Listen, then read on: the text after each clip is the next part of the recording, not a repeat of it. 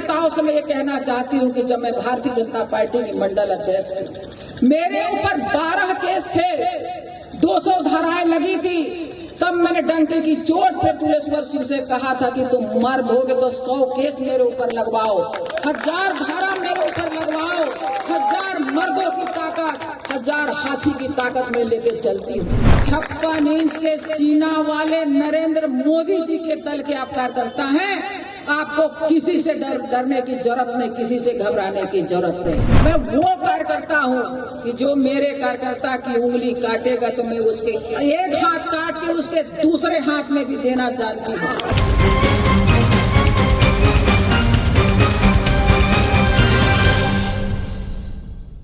सोनिया गांधी को धक्के मारकर इटली भेज दो। आप 56 इंच के सीने वाले मोदी के पार्टी के कार्यकर्ता है, इसलिए आप सीमा तोड़ सकते हैं। कोई हमारे कार्यकर्ता का एक उंगली काटेगा तो मैं उसके हाथ काटकर उसके हाथ में रख दूंगी। यह बयान किसी आम भारतीय जनता पार्टी के कार्यकर्ता का नहीं, बल्कि केंद्रीय जनजातीय राज्य मंत्री रेणुका सिंह का है। नमस्कार, मैं हूं संजय शेखर और आप देख रहे हैं एडिटर जी न्यूज।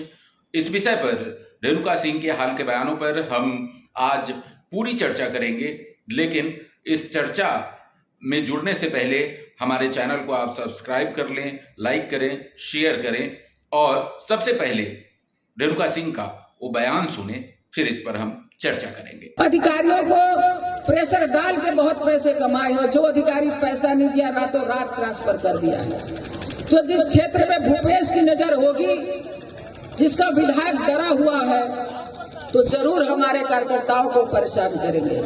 तो मैं आप सभी कार्यकर्ताओं से मैं ये कहना चाहती हूँ कि जब मैं भारतीय जनता पार्टी की मंडल अध्यक्ष थी, मेरे ऊपर 12 केस थे, 200 धाराएं लगी थी। तब मैंने डंके की चोट पे तुलेश्वर सिंह से कहा था कि तुम मर्द होगे तो 100 केस मेरे ऊपर लगवाओ, 1000 धारा मेरे ऊपर लगवाओ, 1000 मर्दों की ताकत, 1000 हाथी की ताकत में लेके चलती हूँ। तो मेरे कार्यकर्ताओं से मैं कहना चाहती हूँ कि 56 इंच के सीना वाले नरेंद्र मोदी जी के दल के आप कार्यकर्ता हैं। आपको किसी से डरने की जरूरत नहीं, किसी से घबराने की जरूरत नहीं। कोई पुलिस वाले आपका रास्ता रोकना चाहे, आप जो सीमा पार करना चाहते हैं सीमा पार करिए। रेणुका सिंह, आप रेणुका दीदी जिंदाबाद, जिंदाबाद, जिंदाबाद, रेणुका दीदी जिंदाबाद, जिंदाबाद, जिंदाबाद, रेणुका दीदी जिंदाबाद, जिंदाबाद, जिंदाबाद। मैं वो नेता हूँ, मैं वो कार्यकर्ता हूँ कि जो मेरे कार्यकर्ता की उंगली काटेगा तो मैं उसके एक हाथ काट के उसके दूसरे हाथ में भी देना जानती हूँ। रेणुका दीदी जिंदाबाद, जिंदाबाद, जिंदाबाद, रेणुका दीदी जिंदाबाद, जिंदाबाद, जिंदाबाद। इस इरादे के साथ आपको मंच पर इस रण पर उतरना है। माँ भगवती, माँ भवानी, माँ जगदम्बा, माँ महामाया, माँ चांद देवी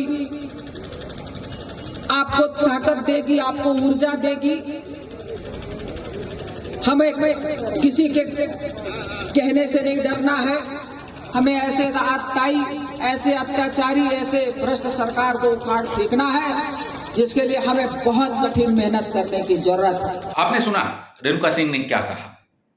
साफ साफ, बहुत ही स्पष्ट तरीके से उन्होंने कहा कि आप अपने कार्यकर्ताओं को आह्वान करते हुए कहा है, वो भरतपुर सोनहत से भारतीय जनता पार्टी के विधानसभा चुनाव के लिए प्रत्याशी बनाई गई हैं।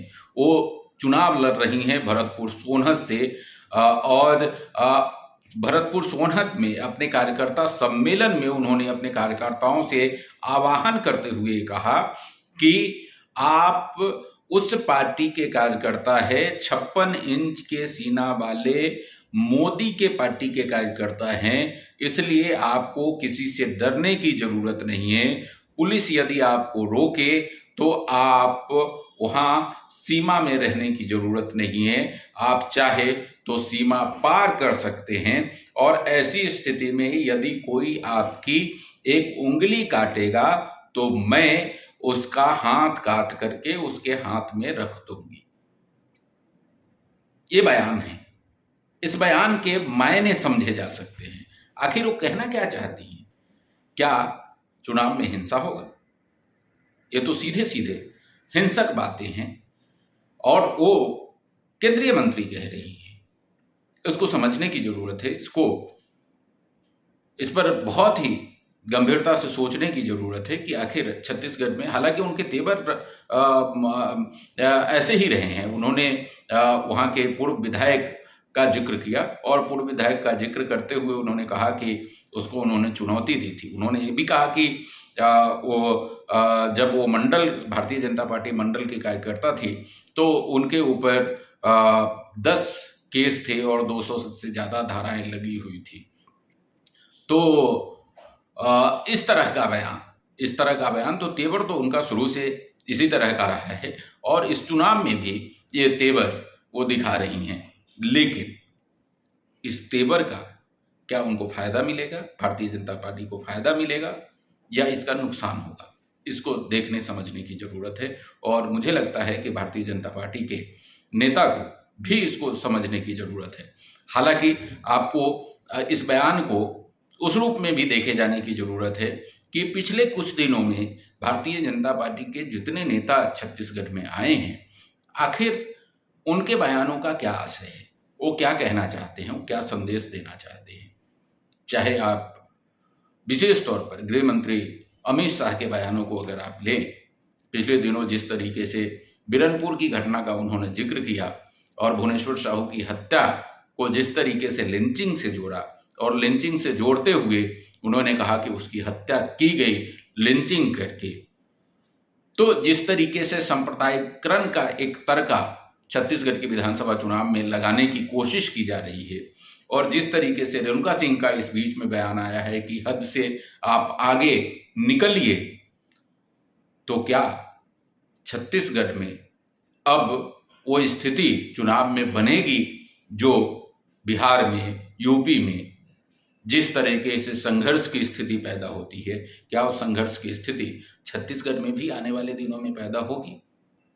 इसे देखने समझने की जरूरत है। हालांकि इस बयान पर छत्तीसगढ़ के मुख्यमंत्री भूपेश बघेल का बड़ा ही संतुलित जवाब आया है। मुख्यमंत्री भूपेश बघेल ने कहा कि भारतीय जनता पार्टी में कोई लटकाने की बात करता है, कोई टांगने की बात करता है, कोई कहता है कि उल्टा लटका देंगे। उनका जाहिर सी बात है कि उनका इशारा सीधे सीधे गृह मंत्री अमित शाह के बयान पर था और उससे जोड़ते हुए उन्होंने कहा कि अब कोई कह रहा है कि हाथ काट करके हाथ में रख देंगे, कोई धक्के मारकर बाहर निकालने की बात कर रहा है। ये छत्तीसगढ़ के लिए दुर्भाग्यजनक है। छत्तीसगढ़ में की तासीर इस तरह की नहीं है। छत्तीसगढ़ में शांत लोग हैं, बड़े ही सौहार्दपूर्ण तरीके से रहते हैं, एक दूसरे का सम्मान करते हैं, एक दूसरे का ख्याल रखते हैं, एक दूसरे के साथ बहुत ही मित्रवत रहते हैं। बहुत खराब स्थिति, सांप्रदायिक स्थिति या सांप्रदायिक ध्रुवीकरण की स्थिति छत्तीसगढ़ में नहीं रहती है।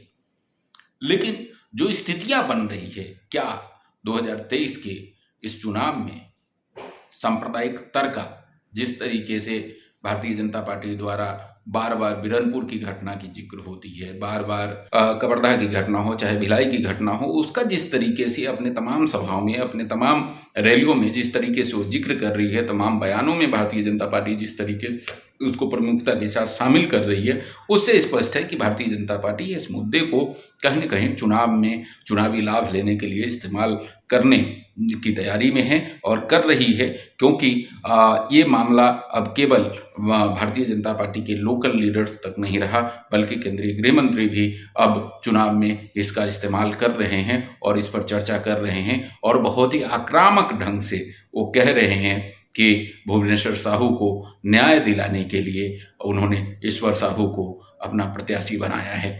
तो इसके मायने समझने की जरूरत है। लेकिन बात केवल यहीं तक नहीं रुकती है, बात यहाँ कांग्रेस तक भी जाती है। आप पिछले 2.5-3 साल, 3.5 साल में अगर कांग्रेस पार्टी के पूरे राजनीतिक नजरियों को अगर आप देखेंगे, विशेष तौर पर सॉफ्ट हिंदुत्व और हिंदुत्व के मुद्दे पर, तो कहीं ना कहीं भारतीय जनता पार्टी का जो ये मुद्दा है उसको कांग्रेस पार्टी ने छीनने की कोशिश की है। चाहे गाय का मुद्दा हो, चाहे गोबर का मुद्दा हो, चाहे गौमूत्र का मुद्दा हो। देखिए, छत्तीसगढ़ में कौशल्या माता मंदिर का निर्माण कांग्रेस की मौजूदा सरकार ने कराया। राम वन गमन पथ का पूरा श्रेय मौजूदा सरकार लेना चाह रही है, कांग्रेस पार्टी लेना चाह रही है। गोबर खरीदी इस सरकार ने शुरू किया, गौमूत्र खरीदी इस सरकार ने शुरू किया। तो भारतीय जनता पार्टी और आरएसएस का जो एजेंडा था, खासकर गाय से लेकर के गौ माता से संबंधित और राम से संबंधित, उसको छत्तीसगढ़ में कहीं ना कहीं लपकने का काम भूपेश बघेल की सरकार ने किया, कांग्रेस पार्टी ने किया। और कांग्रेस पार्टी पूरे चुनाव में उसको लेकर के जा रही है। और पूरा जिस तरीके से जो दिख रहा है उसमें स्पष्ट है कि जो हिंदुत्व वोटों का ध्रुवीकरण की जो भारतीय जनता पार्टी की कोशिश कहीं ना कहीं होगी या है, उसको डैमेज करने के लिए, उसको पंचर करने के लिए कांग्रेस पार्टी की तरफ से पूरा प्लान है।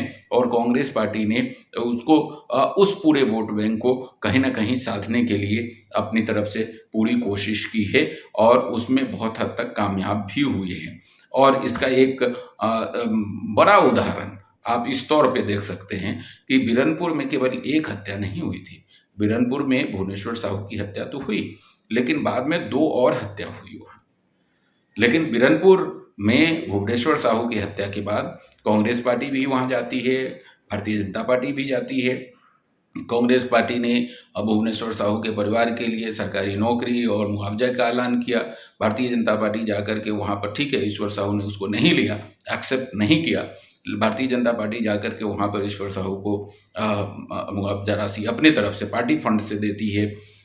लेकिन 2 और जो हत्या हुई उस पर किसी ने नहीं बोला। भारतीय जनता पार्टी ने नहीं बोला, ये तो समझ में आती है, लेकिन कांग्रेस पार्टी भी उसके लिए वो बातें नहीं थी जिस तरीके से बातें होनी चाहिए थी या सामान्यतः होती है, या दूसरी जगह जैसा होता है, दूसरे राज्यों में जिस तरीके से बातें होती है। क्योंकि यहाँ पर टारगेट जो है वो सॉफ्ट हिंदुत्व है, हिंदुत्व का वोट है। क्योंकि छत्तीसगढ़ में अल्पसंख्यक तुलनात्मक रूप से कम है, हिंदू वोट ज़्यादा है, तो हिंदू वोटों का ध्रुवीकरण को किस तरीके से रोका जाए, एकत्रीकरण को किस तरीके से रोका जाए और कांग्रेस के खिलाफ वो किस तरीके से ना जाए, इसकी भी पूरी कवायद है। लेकिन इस सब के बीच फिर से मैं लौटूंगा रेणुका सिंह के बयान पर। रेणुका सिंह ने जिस तरीके से बयान दिया है उसके मायने को समझने की जरूरत है। और उस मायने को अगर आप समझते हैं तो सीधा सीधा संकेत ये है कि इस चुनाव में जो है वो कहीं ना कहीं संघर्ष की स्थिति रहेगी। कहीं ना कहीं जो मसल पावर है उसका भी उपयोग कहीं ना कहीं देखने को मिलेगा। और संघर्ष की स्थिति अगर इसी तरह के बयान रहें, इसी तरह की स्थितियां रही, इसी तरीके के कार्यकर्ताओं को के लिए उकसावे के स्वर रहें, तो इस बार से इनकार नहीं किया जा सकता कि छत्तीसगढ़ में भी वो स्थितियां आ सकती है जो बिहार में, उत्तर प्रदेश में चुनावों में देखने को मिलती है। हालांकि वो छत्तीसगढ़ के लिए बेहतर नहीं होगा। छत्तीसगढ़ की शांत फिजा है, छत्तीसगढ़ के लोग बहुत शांत है, छत्तीसगढ़ के जो यहाँ का माहौल है वो बहुत शांत है, लोग यहाँ के बहुत सरल सीधे हैं। तो उस तरह की संघर्ष की स्थिति अगर ना हो तो छत्तीसगढ़ के लिए बेहतर होगा। हमारा यह वीडियो कैसा लगा आप कमेंट बॉक्स में ज़रूर बताइएगा। और अगर वीडियो अच्छा लगा तो हमें लाइक करें, शेयर करें और हमारे चैनल को सब्सक्राइब करें। नमस्कार।